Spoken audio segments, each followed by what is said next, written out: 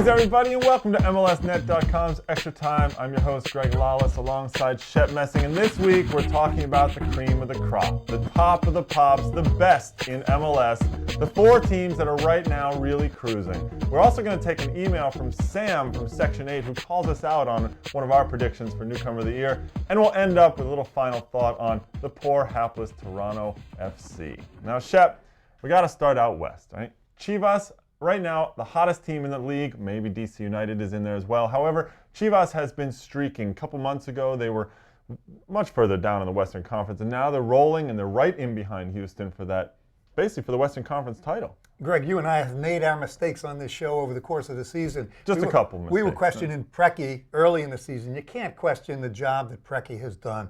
You look at that team right up and down the middle of the field, Guzan in goal, Suarez in the back, Jesse Marsh, Galindo, Ante Razov, and one of your favorite players, Kljestan. Now, Sacha Kljestan, to me, has been, I even think of him as a candidate for MVP, the way he's been playing, especially the last month. He has been on fire. He's driving into the attack. He's hard in the tackle. He's not afraid to make that deep run, and he scored this past weekend, too. Well, I think Preki was right. He's talked about complementary players that do a job off of the superstars. Kljestan, one of them, he's improved his game by 100%. I agree, he's terrific. Well, they're on a streak now. Is there a question maybe that they're peaking a little too early? We saw Houston on a streak earlier in the season, and now they're starting to maybe pick it up again after having a down period. Is Chivas peaking? I'm a big believer that you can't sustain it for the entire season. And now, starting now, with about most teams have 5-6 games left, now is the time to get hot. So if I'm Chivas, I think they did peak a little too early. I think Houston has back Brian Ching, Ricardo Clark, Dalglish.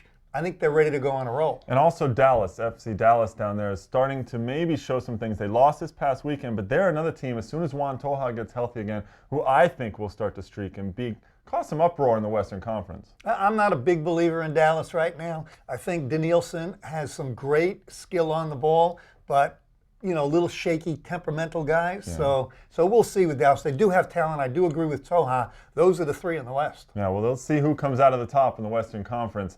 For me, it's going to be Chivas in the end, but those other two teams have a great chance. Every week here on ET, we get lots of emails giving us your comments, your questions, usually complaining about something that we have said. And this week, we were called out by Sam in Section 8 from the Chicago Fire. And he writes, "For the Newcomer of the Year award, isn't Cuauhtemoc Blanco being overlooked?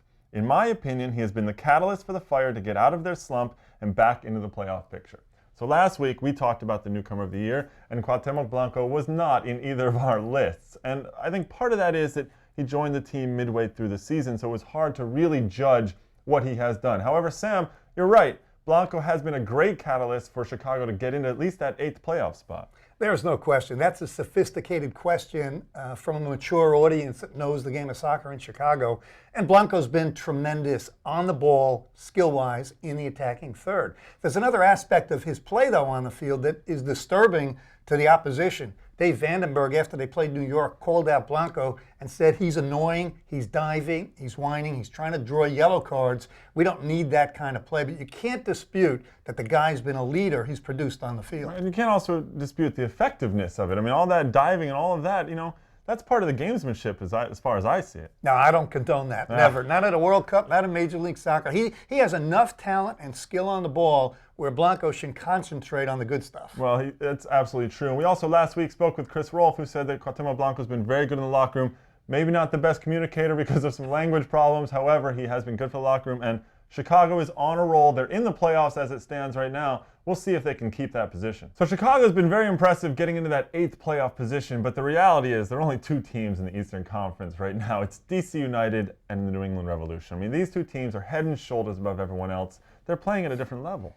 Greg, I think you're right. I don't think the other teams in the East want to hear about it. No, probably not. New York doesn't want to hear that. Columbus, Kansas City, Chicago. But you're right. They're playing at a different level. Their organization, their discipline, and really talent when they get into the attacking part of the field. Well, talent definitely in D.C. The number of weapons that they have when you've got Jaime Moreno, Christian Gomez, Fred, Luciano Emilio. And getting back to Gomez, I've been really impressed with him the last couple of weeks, last month.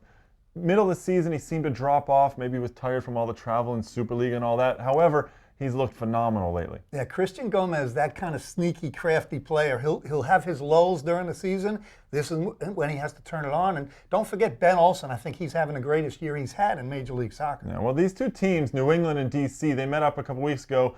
DC won 4-2, and Christian Gomez played a very good game. Luciano Emilio scored a couple of goals. And you know, I think the game showed something, which was that DC has these players who can unlock a defense. They can create something out of nothing. New England doesn't have that. Without Clint Dempsey, they're missing that one player who can create a little bit of magic. I think you're right. I'm taking nothing away from DC United. I love their style of play. I love their versatility in the midfield. But if it's going to come down to who goes to MLS Cup between these two teams, I'm picking New England. I love Stevie Nicol. I like the organization. I like big, strong Shalry Joseph. They certainly have the talent up front. Taylor Twellman, Ralston, Andy Dorman. They can score goals, but two teams even in a playoff match, I think the goalkeeper makes the difference. I go with Matt Reese. Well, Matt Reese is probably better than Perkins. However, you know, it still comes down to who scores more goals, and I think New England is going to have trouble scoring goals if it comes down to this great rivalry between DC and New England going into the Eastern Conference Final. Now it's time for the final thought. We've been talking about the best in MLS this week, but we also have to talk about the worst, Toronto FC. Toronto hasn't scored a goal in 822 minutes. That's 9 full games. However, it is nice to see that they're still working hard. Coach Mo Johnson is trying to get something, anything. He might even suit up himself to try and get a goal. They haven't quite given up. They've had to deal with some injuries up top. They have some players that some of us have never even heard of that are actually starting for Toronto. And the fans deserve better. I just hope that the fans will stick it out, because it's a club that has already shown that when they get that atmosphere, when they're all cheering and they're throwing things on the field and everybody's getting all crazy when there's a goal, it's going to be one of the best franchises in MLS. So for the fans in Toronto, hold out hope. It's still going to come. Just give it some time. You're still an expansion team. You have a couple more years to go. Greg, I agree with you. If you're a fan of Major League Soccer, you're rooting for this franchise to do well. The goals will come. Yeah, they will come. If you have any questions or thoughts for us here at MLSnet.com's Extra Time, you can email us at extratime@MLSnet.com. Unfortunately, that's all we have for you this week. But join us again next week. Shep will be here, I'll be here, and we'll take it around.